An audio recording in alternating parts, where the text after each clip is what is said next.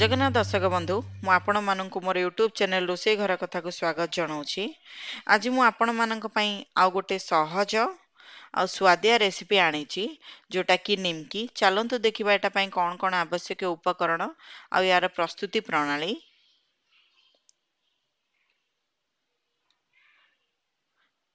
कला जीरा, खाइबा सोडा, लूण, चकटिबा पई पानी, छाणीबा पई रिफाइन तेल आउ मैदा।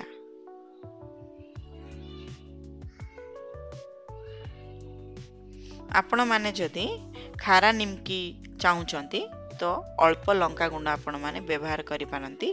मोडी प्लेन निमकी बनैथिली। प्रथमे आमे मैदा रे लूण, खाइबा सोडा, कला जीरा और 3 स्पून तेल को पकई भल भावे मिसई खास्ता दे दबा। मैदार आमे जेते भल भावे खास्ता दबा निमकीटी सेते कुरकुरा होई थाए।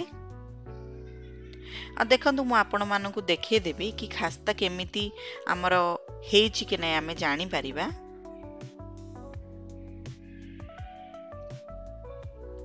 भल भावे हाथ रे रगड़ी रगड़ी आपण माने देखिबे जे आपण माने जदि मुठा करि परचंदी मैदा को तो हमर खास्ता रेडी हो जाइछि। वर्तमान खास्ताटे प्रस्तुत हो जाइछि।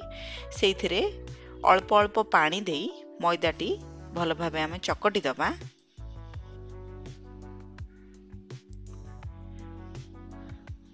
आउ आमे मैदार डो को टिके टाण रखिबा, सॉफ्ट रखिबा नाही।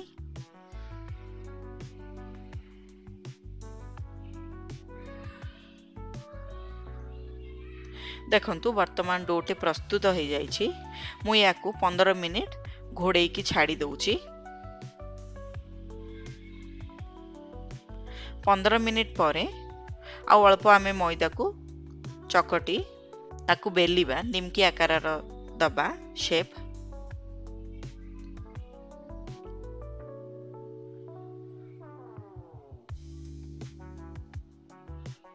देखंतु मु किपरि भाबे निमकी बनाउछि। छोट छोट गुळा करी मैदार आमे बेलिबा।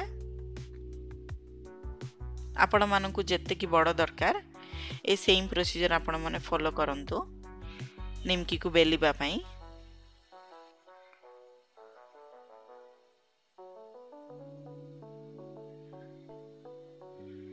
गोल गोल करी बेलिला परे मु ट्रायंगल एटी शेप दउछि। तो चारिपटे अल्प अल्प तेल देई ताकू 3 कोणी भाबे एमती अल्प अल्प चापी देबी साइड रे।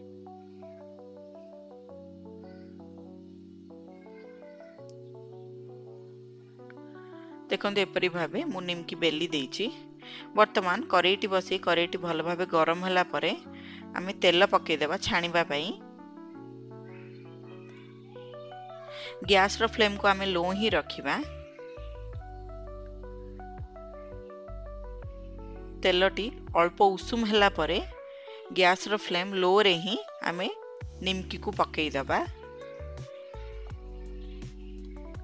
देखंतु निमकी को पको पको किपरि भाबे निमकी पूरा फुलीची, बहुत भल से फुलीची। उल्टा पलटा करी दीपटू लाल लाल करी आमे भाजी दबा। देखंतु वर्तमान निमकीटे प्रस्तुत हो जाइछि। मु ताकू तेलरू बाहर कर दउछि। एपरि भाबे मु बाकी तक निमकी को हेले छाणी देइछि। आपण माने ए सेम प्रोसीजर फॉलो करी निश्चय निमकी रो रेसिपी बनांतु। आपण मानकु केमती लागिला ए रेसिपीटी निश्चय कमेंट करी मते जणांतु। पुणी देखाव सांग माने नेक्स्ट वीक रे गोटे नुवा वीडियो सहित रहुछि। नमस्कार, धन्यवाद।